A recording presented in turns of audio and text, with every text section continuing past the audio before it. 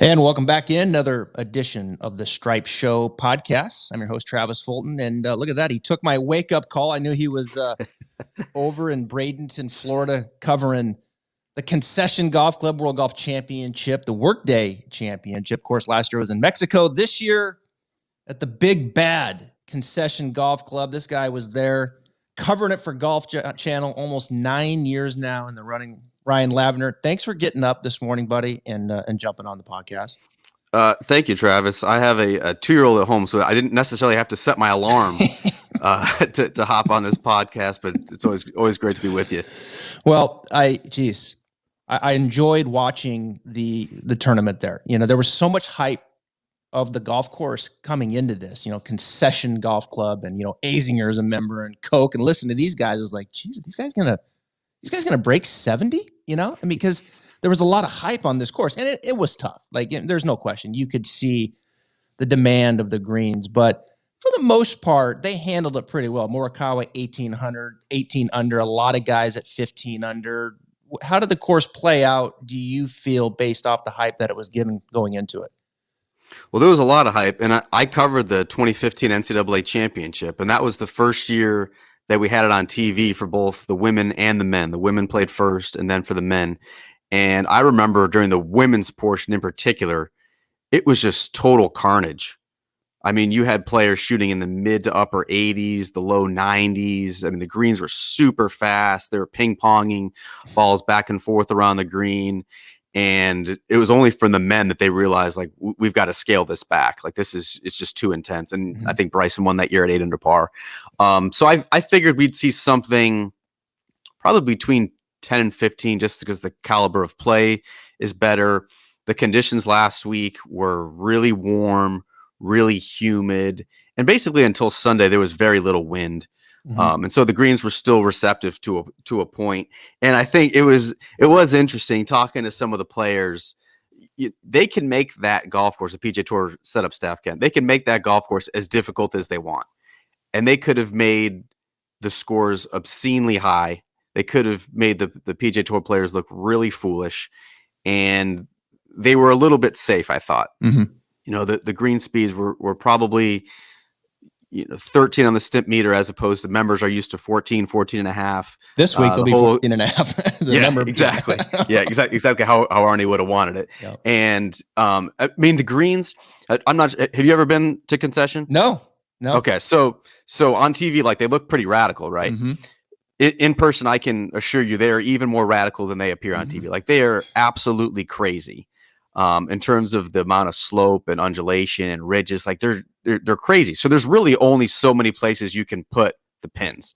And I thought the PGA Tour, with the exception of probably the 13th hole on Saturday, were pretty generous in where they were keeping the pins. So I think that's why you saw Collin at 18, a bunch of other players get it at double digits under par. I think the PGA Tour players were overall pretty receptive of the golf course. I think they wouldn't mind seeing an annual tour stop there. But I don't think they want necessarily the Concession superintendent to be assisting in setting up the golf course, because he actually wanted it more difficult. Oh, really? Okay, yeah. Yeah. They don't want the full teeth of. They don't want to get concussed. Yeah, they don't want exactly. Yeah, exactly. I want to ask you, before we get to Morikawa, I know you've covered him for a long time. I mean, you're big into college golf. You saw it at Cal Berkeley, and you know him well. But before we get to that, I'm curious, how was the mood when the information hit on Tuesday of Tiger, right? Getting into the car accident. We saw the reactions in the press with JT, very emotional, and others. I'm just curious, on the ground, how did things kind of go down there at Concession from when the news hit on Tuesday, say into Wednesday, and then into play on Thursday? It was actually pretty surreal, to be honest with you. So I live in Orlando, which without I-4 traffic is about 2.5 hours away from Bradenton. So I made my way over there on Tuesday, got there around midday, and I was actually eating lunch, kind of just scrolling through Twitter, and that's when I first saw the news started to trickle out. I think like a local television reporter in Los Angeles was the first to kind of break the news that Tiger was in an accident, and immediately, I stopped what I was doing and just headed out to the range, and you could literally see the information being processed in real time. like it was just a slow trickle of guys who were talking to each other. They're looking on their phone. I ended up talking to a couple players after they finished the practice round. We're kind of restricted from actually going up to the players during the practice round. So you had to wait a couple hours. But like they were saying, they were talking about it and reading, news updates on their phone. It was just kind of surreal. And on Tuesday, it was really tricky because if you remember, there wasn't a whole lot of information known at the time, right? Mm-hmm. Like it was kind of a slow trickle of information. It was, Tiger's seriously injured. Here's the images of his car, and at which point you saw those images on television, and you're wondering, if he's going to be able to pull through this alive. And then you started to get the not life threatening. He's in surgery, and then so talking to players on Tuesday, they were kind of wary about saying a little bit too much, just because at that point they didn't know. There's a couple players who came in, Tony Finau, John Rahm, Billy Horschel. They all spoke kind of about Tiger's impact, and at that point you just say you wish him well. He's meant a lot to my career and things of that nature. And then by Wednesday morning, you had the overnight update from Tiger saying basically what had happened with his right leg getting mangled. And that he was recovering after a pretty exhaustive surgery. And on Wednesday, I think you started to see the mood improve just because Tiger's condition improved. And I thought Rory spoke well about it. And I think Tiger's presence was really everywhere last week. And if you looked on the leaderboard on Sunday and you saw more than a dozen players wearing the red shirt, you can see his impact on the PGA Tour, and Collin is very much a guy who's modeled his entire game after Tiger in terms of being a really premier elite iron player and basing everything around that, which is really Tiger's hallmark of his greatness. So I thought it was certainly a surreal week to be covering the PGA Tour and talking about a guy who unfortunately is in a hotel bed 3,000 miles away, but his impact was certainly profound last week at Concession. It was interesting on Sunday watching all the red shirts, and you knew it was coming, and then you saw it, and like I literally was like getting goosebumps just like seeing Annika in a red shirt, seeing Phil Mickelson in a red shirt, seeing Rory in a red shirt. I mean, it kind of like even now I feel like my hair is kind of standing up. The impact of that was just amazing, and seeing these Hall of Fame players wearing a red shirt for the first time. Like Phil says, I've never owned a red shirt, and he goes and gets one and wears it. And it was amazing. I mean, obviously the gesture was incredible. But then to see it and watch it play out, I thought just had an incredible impact. Tiger had to be really he had to really be moved. I mean, he really had to sit there and to see that kind of outpouring across all of the tours. And I think you make a really good point with Collin. He modeled his game after Tiger, with the emphasis being the iron game. Tiger was number one in his day. There's not a better iron player in the game than Collin Morikawa right now. Absolutely. I mean, obviously there's some pretty stark differences in terms of Tiger and Collin. And even when Tiger was a young pro, I mean, Tiger was way longer. I think if Collin's not average length, he's probably slightly below average length on the PGA Tour, while Tiger was if not the longest, certainly one of them.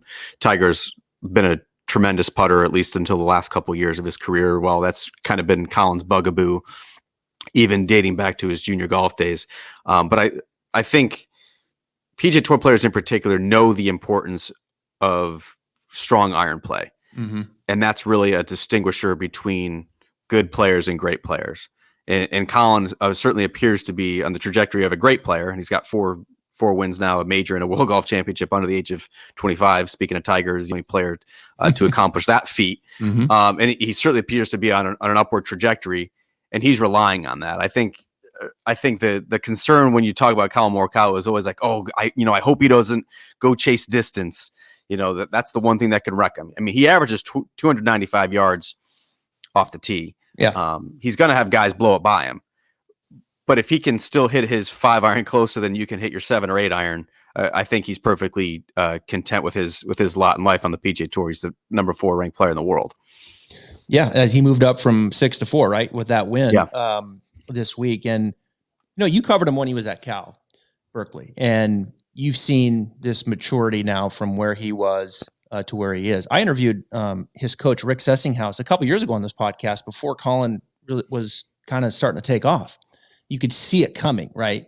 And he had the iron game, which was the first thing that really stood out. It's like, okay, if you can hit your golf ball with your irons like that, you can compete on the PGA Tour. And at the time, he hadn't gone through some of those putting woes as we saw. But now with this new grip, I mean, if he can gain 4 strokes putting, for crying out loud, I mean, he is going to be tough to beat with the way that he hits the golf ball. But give us some insight of the Collin Morikawa, young age in college versus now. What kind of young man are we looking at here? I mean, he's exactly what you see today. His personality has not changed at all. Like, he's one of the most level-headed, calm, cool, mature players that I've ever been around, especially for someone his age. I think certainly when you compare him to some of his contemporaries who are a little bit more immature, they have some of that emotional volatility. They don't have the on-course comportment that he has.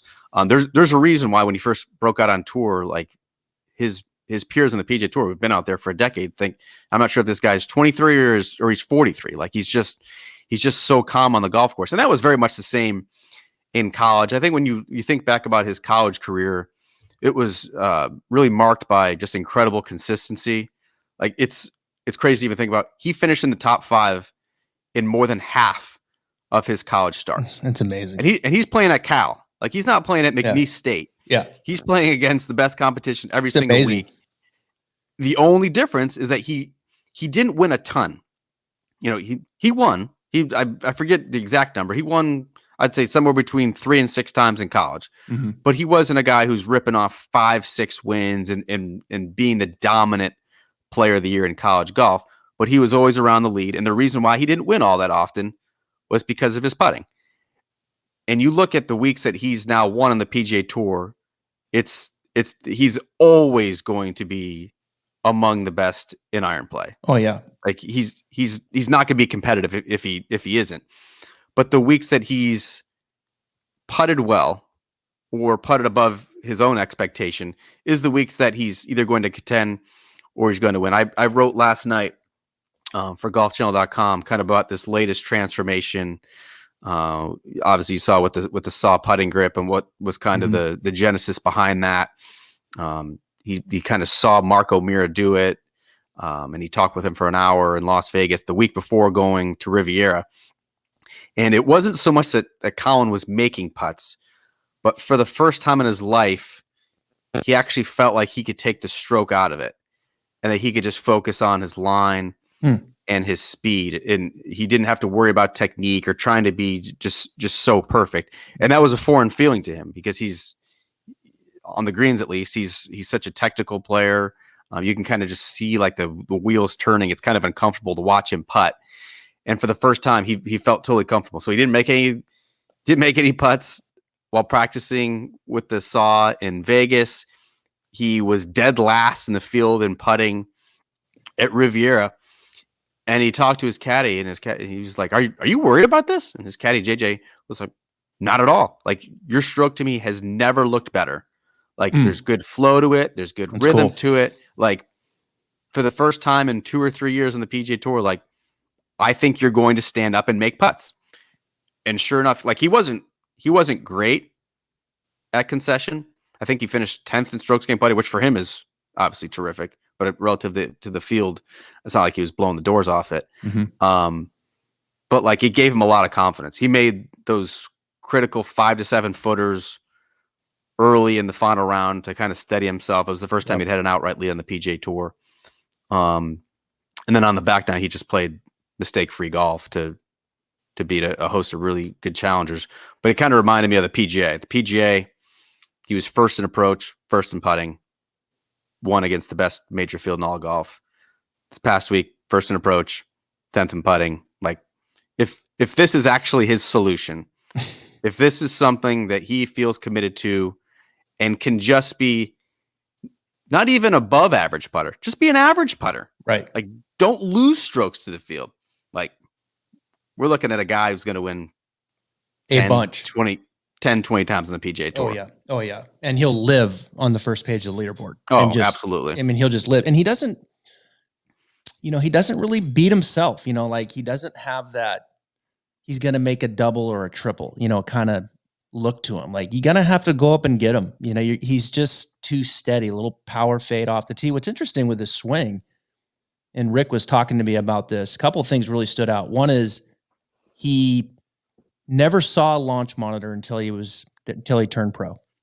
Never hit on a launch monitor, or until he went to college, excuse me, until he went to college. And then he dabbled a little bit, not much. And he hit a draw pretty much for the most part through college.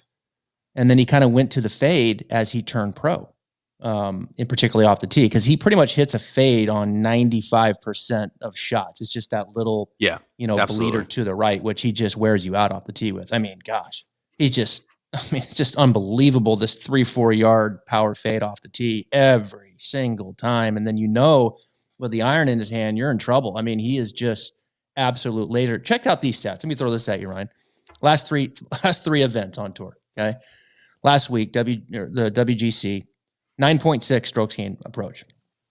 The week before that, Genesis, 7.5 positive. Week before that, or the tournament before that, Sony, 8.5 positive. I mean, he's just crushing them. Strokes gained approach. Now, to your point, Genesis, he was negative 7.6 last in the field, positive 4 this week.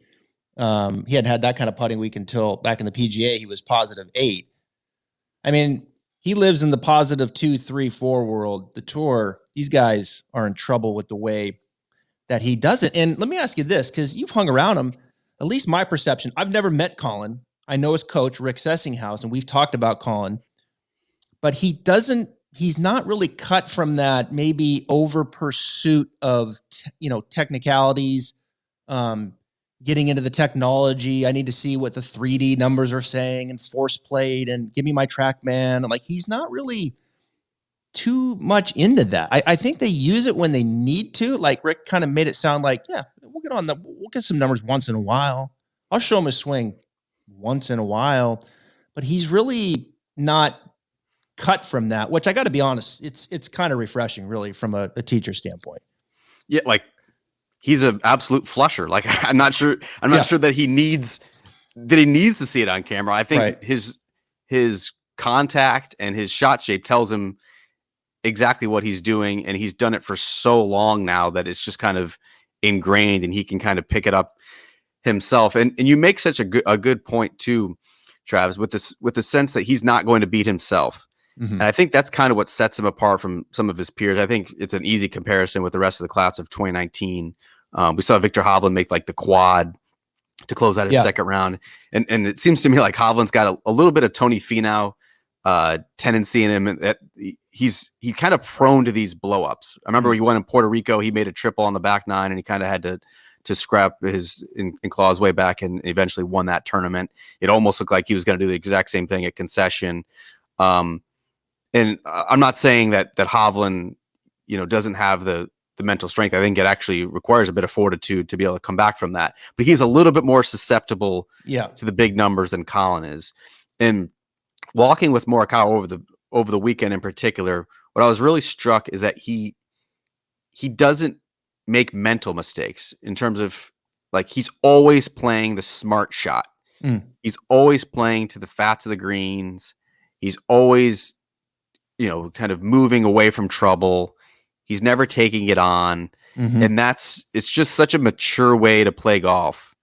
And that's, I think, what can be his big separator. And he plays like a guy who really has been on the tour for 10 to 15 years, who is not seeing these courses for the first time. Like, you would think he has dozen years of experience at these places, but he's just so intuitive. He's so intelligent. His golf IQ is so high that he's really able to attack courses with surgical precision when a lot of these guys are kind of just, wailing away on it and let's go find it. Yeah. That shot he hit on 4, I thought was one of his best shots of the day on Sunday, the par 3. He was like, Jesus, 250 yards or something. And he just hits that cut fairway wood right in the middle of the green. I was like, whoa, like I thought that was his best shot of the day. I mean, he just made that look so simple. Just, I'm just going to fade it right to the middle of the green, get my par and get out of there.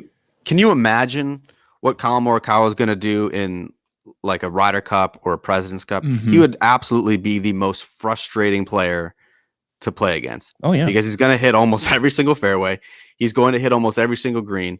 And if he's just putting average or maybe a little bit above average, like, how are you going to beat him? He'd be so frustrating because he just applies so much pressure on you and makes you feel like you have to be perfect in order to beat him.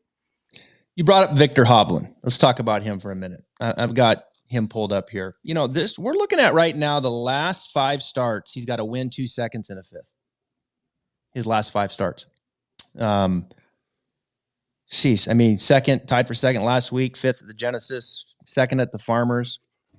I mean, I could make the case that Viktor is as good as Collin Morikawa from a skill standpoint. I mean, we know his ball striking is phenomenal. I mean, I'll give Collin the slightest edge. I mean, slightest edge in the approach game, right? I would say Viktor might be the better driver, but that's like comparing. I would agree with that. I mean, Viktor's but they're both so damn good, right? And driving in, like this is kind of silly actually because they're so good ball striking. I would say that, you know, around the green, Collin is better. Putting historically, Viktor has been better, right? So it's like you could make the argument Viktor's right there with them. Now, I think Viktor, like you said, is kind of prone to make a couple more silly mistakes in the bigger number. But he does have 2 wins. Now Collin has 4 with 2 huge wins, the PGA. But I mean, if you're Viktor Hovland, man, you got to be like, I'm fine, man. If I can just keep my short game moving in the right direction, I am fine. And I'm going to build off 2 wins, right? I totally agree with you, Trav. And I actually talked to Viktor on Saturday because last week marked the 1-year anniversary of when he won in Puerto Rico. And he said afterward, I just suck at chipping.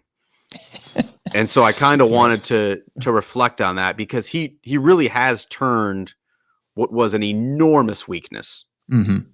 I mean, literally, if Collin's one of the worst putters on the PGA Tour entering Puerto Rico, Viktor Hovland last year was one of the worst chippers and pitchers of the golf ball on the PGA Tour. Like, he's in the 200s when there's only like 230 eligible players, right?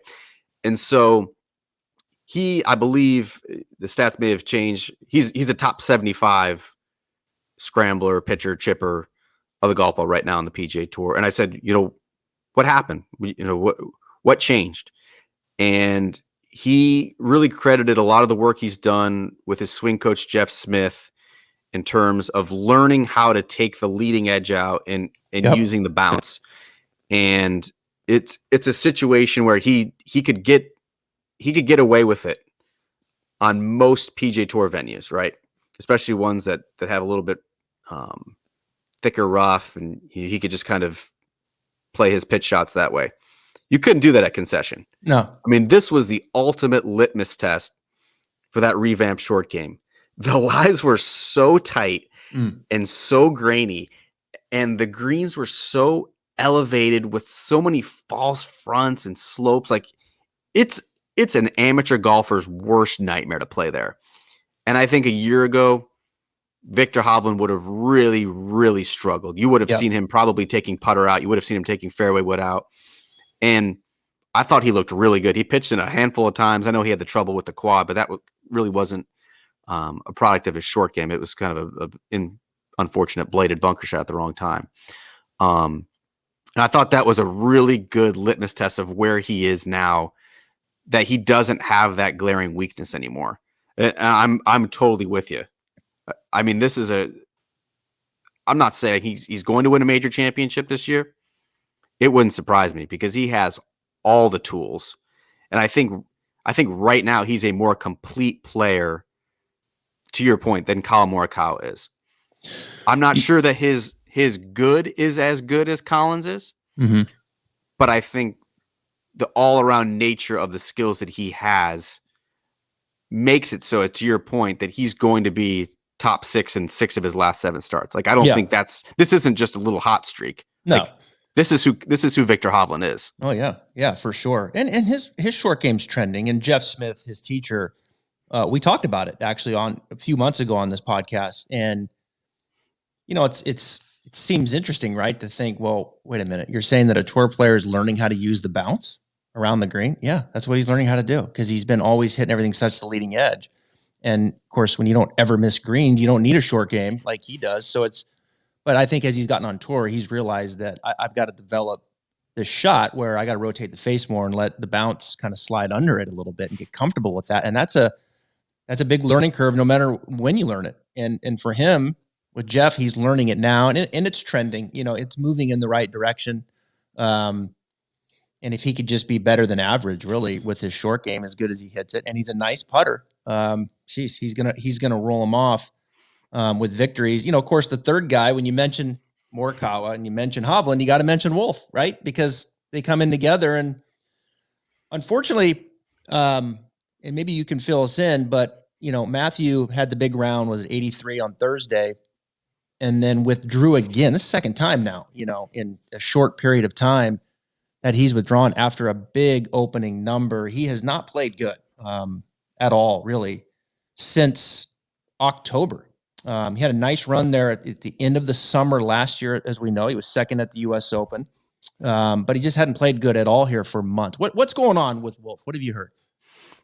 I think it's a number of factors. I don't think it's as easy as to say as he's still dealing with lingering wrist issue. I don't think it's a matter of his swing isn't where he wants it. I don't think it's necessarily a matter solely of that he's dealing, I think, with, like a lot of us are, with some of these isolationist tendencies of playing golf during a pandemic. I think it's all those that are cresting at the same time, that you have a player right now who's just in a really bad headspace. I think it's safe to say the predominant factor when talking to a couple people around him is that I think you have to remember that he should be a college senior right now. Mm-hmm. He's a 21-year-old, and when you put that player on the PGA Tour, he's going to struggle when you have the situation that you do have right now with COVID-19. I mean, we're almost a year since the shutdown, and the restrictions on players really haven't been loosened up all that much. I mean, players for the most part are going to the golf course, going back to get takeout or something, and going back to either their hotel room or their rental house. And so for a 21-year-old who should be in college hanging with his buddies, who is very much an extrovert and really draws his energy from being around other people, this is a very lonely time to be on the PGA Tour. And so I think he's homesick. I don't think it's any coincidence that not only does he have the place in Jupiter, but he also bought a home in Oklahoma, about a half hour from Stillwater, where he went to school at Oklahoma State. So he can just be a college kid again and just kind of remember what those easy times are like. And I think he can eventually get himself through this, but what he needed right now, he's not playing this week at Bay Hill, is just a mental reset.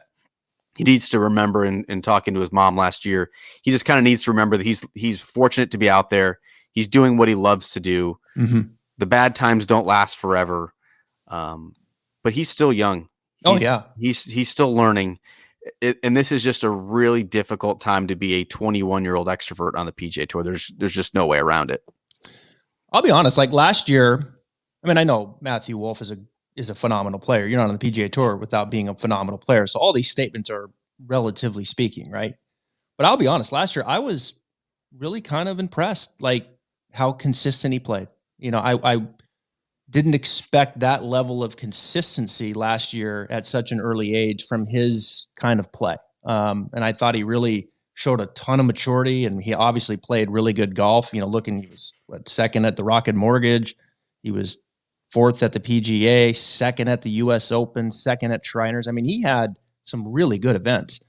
So I was a little not shocked last summer, but just surprised. Like, wow, he really has impressed me with his level of consistency. There was a lot of top 25s mixed in there as well. Very consistent golf. So, but I'm also not surprised now, 21-year-old struggling a little bit with this lifestyle. He'll work through it. I mean, I think it seems like he's got a good group around him, and he'll work through it. Like you said, kind of recharge the batteries. We all need that. I mean, I'm 43 and I need to take a step back and reset my mind, once in a while and kind of get back to what works and get yourself comfortable again. So, I think it's, I hate to see him withdraw, I hate to see that, so easily. That's the problem. because he's going to lose the benefit of the doubt for most golf fans. This is the second time he's done it now in 2 months. It doesn't matter what your excuse is. It doesn't matter that there weren't necessarily alternates who would have gladly taken his spot in the tournament had he not withdrawn. It just doesn't sit well with other people when it seems like you're quitting. The reason I wrote that story on Thursday Night for Golf Channel is because there's just so many other underlying factors to it, and it requires context. It requires context in the sense that he doesn't have a wife and kids who he can just go home and kind of reset like a Patrick Reed could, where if his family's on the road, that can take your mind away from it. It's different when he doesn't have his swing coach like Claude Harmon, who's with DJ every single week on the PGA Tour. George Gankis isn't traveling to 15 to 20 weeks on the PGA Tour with Matthew Wolff. He's always going to be the most, I'd say, volatile of that group of players. Like he's going to miss cuts. He's going to have these mood swings and these stretches where he just doesn't play well. I think it's part of his maturation process. I think it's part of his growing pains. He's going to get through it. But this is a particularly challenging moment for him in his young career. Yeah, I agree. He missed the cut at the Workday Charity Open. Morikawa won that. He withdraws at WGC. Morikawa wins that. So that's, you look at all this, and I love this. I just love these younger guys, man. I really do. And that's why, I cheer for Matthew Wolff, but I love Morikawa and Hovland and Scheffler and Sungjae Im. I like watching that youth, kind of continue to flourish and come on, and then mix in with that generation before him, like JT and and Rory and JT is old now at 27, right? I know, right? Like he is. I mean, he's like, dude, you're like, and Spieth, like they feel like they've been out there for 30 years already. And right, yeah, they've got a lot of competitive mileage on them. Yeah, they're not the young guys, and pretty soon, you know what? It's going to be then Will Zalatoris. He's coming in, at the fresh age of 21. I think he's probably 23, 24. Yeah, he's okay. Yeah, he left school as a senior. Yeah. So it's good stuff, man. Golf's just getting cranking here. I can sense it, on my sites and Instagram. People are getting excited. We got a nice run coming up, Arnold Palmer Invitational right there in your backyard. Then they come up, up to my way here in Ponte Vedra for the players. And then, we got the Masters, like what, 5 weeks, somewhere in there. Yeah, I think 6. Like you have two WGCs, 2 invitationals, the Players Championship, and the Masters, all within an 8-week span. Yeah, there you go. So like just going back to Wolff, like it's just a bad time to sit out. Like I think there's no real great time to take a break in the PGA Tour the way the wraparound schedule works. But this is a particularly bad time to be going through a funk because there's just no room to just get away. Yeah, he's got to improve on his Masters there. He didn't play good. This has been going on now for a few months. We're looking at, probably the better part of 4 months here for him, in this slump. So anyway, Ryan, thank you so much, buddy. I appreciate it. I know you got a little one and you've been working hard. You going to come out to Ponte Vedra at all? I am. Yeah, I'll be there. I'll be there for the entire week. I'll be there first thing Monday morning and sticking through the conclusion. It should be great. Like we're gonna have 10 to 12,000 fans. Yeah, it is out on property. It's gonna feel like a big golf tournament again, which is gonna be really exciting. I think you're gonna sense the most amount of energy here, at a golf tournament that has been in a while. And this is where it all started. I remember standing out there, in the tournament and getting the texts, and my wife works for the tour and she's like, this doesn't look good. I think things are going to be coming to a halt. And sure enough, they did. And here we are a year later, we're back. Golf is going. We'll have 10, 12,000 people out there in Ponte Vedra. But in the meantime, get some rest and I'll see you in a week up here. All right. Thanks, Travis. I appreciate it, man. All right. Ryan Lavner, Golf Channel, Stripe Show Podcast. We'll see you on Wednesday with another guy from Orlando, Sean Foley, who's got some guys in the field this week, but also working with Lydia Ko. So we'll talk about the improvement of Lydia Ko. See you on Wednesday.